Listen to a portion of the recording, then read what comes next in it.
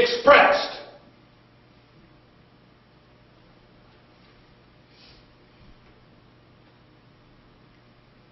When man fell, it says in Romans 7:14, it said that the law is spirit, but we are carnal. When man fell, it brought a separation. But then, according to, I hope I have not lost you. I'm going to bring together what I'm trying to say to you. In Hebrews, the 3rd chapter, going back to Hebrews, the 3rd chapter, man's fall made man carnal and brought a separation of God. Because man became carnal, the law or the person or the character of God could only be expressed to them externally. So they followed a cloud that hovered over the law. That was God expressing Himself to them in the law. Now in Hebrews 3,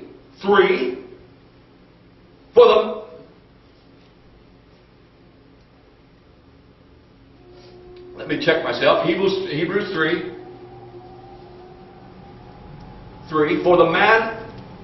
For this man was counted worthy of more glory than Moses, inasmuch as he who hath builded the house hath more honor than the house.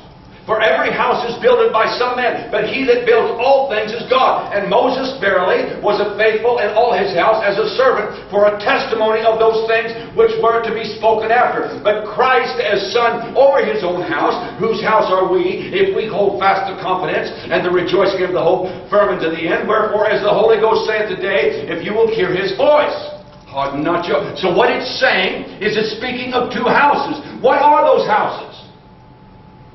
Covenants. The house of Moses was the old covenant. The house of Christ is the new covenant. It said that that which Moses brought was a testimony to that which Christ would bring. Going to Hebrews 8.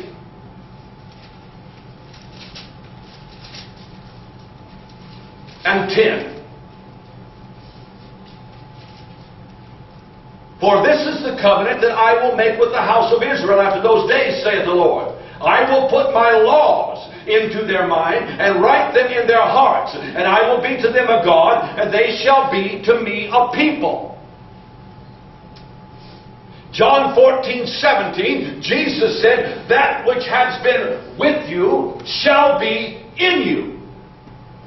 So what I'm saying to you, Jesus did not come to change the content of that box. He come to change the box that contains it.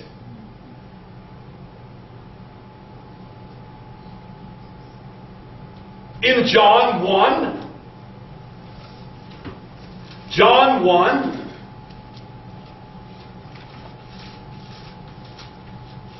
I think we may have to listen to this one a couple times.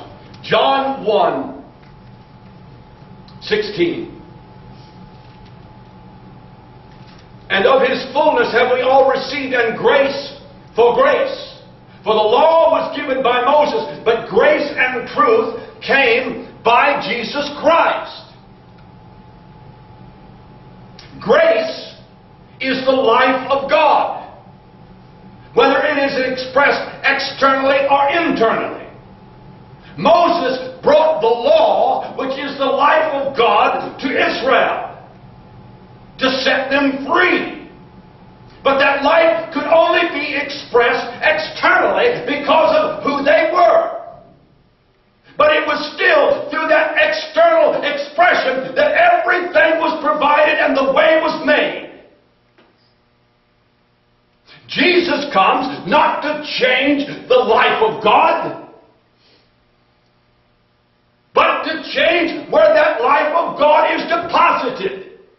Not in a box of acacia wood, but in a skin-tin of flesh like you and I. That life is placed in you and I, and understanding now that is the life is always going to express the character of God. It does not matter what you call yourself, or where you go to church, or how beautiful you sing, or what you say your faith says. The character of God will never be foreign to its own nature. So God always comes for one purpose. He comes for the purpose to fulfill that nature. And that nature is the law, which is the character of God expressed. So Jesus said, I didn't come to end the law, I come to fulfill it.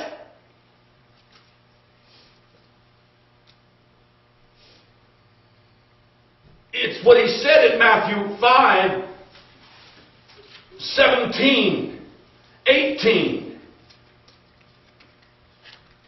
He said, think not that I am come to destroy the law or the prophets. I am come to destroy, I come not to destroy, but to fulfill. For verily I say unto you, till heaven and earth pass away, not one jot or tittle shall in no wise pass from the law, till all be fulfilled.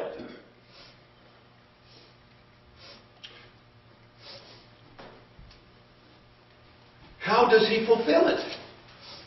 How does he fulfill the law? Hebrews 4 tells you exactly how he fulfills the law.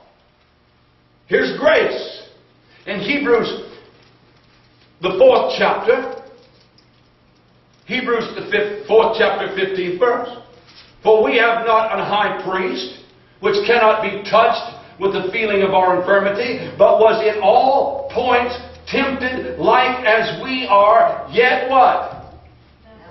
Without sin. He comes as flesh. As flesh. He comes and he's tempted at all points, and yet the Bible said he's without sin. Now, this is grace coming down and making a way for faith to go back. In Romans, the 8th chapter, it says, for what the law could not do, in that it was weak through the flesh, God sending His own Son in the likeness of sinful flesh, and for sin, condemned sin in the flesh. Jesus is grace and truth that comes from holy ground, and He comes from the ark to the altar. Everything happens at the point of that brazen altar. Grace and God come out and travel from the ark to the brazen altar, where He that was spotless brings a spotless flesh and offers it of a crucifixion.